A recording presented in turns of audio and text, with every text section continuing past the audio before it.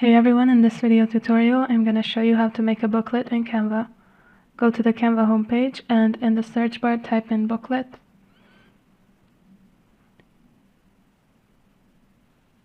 You can choose the style to match whatever project you're working on. I'm going to choose corporate.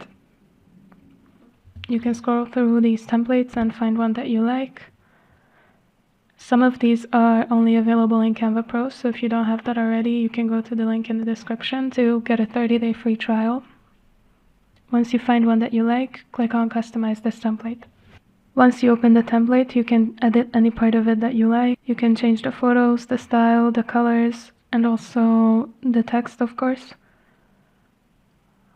Once you're done with it, just go to the top right corner and click on Share.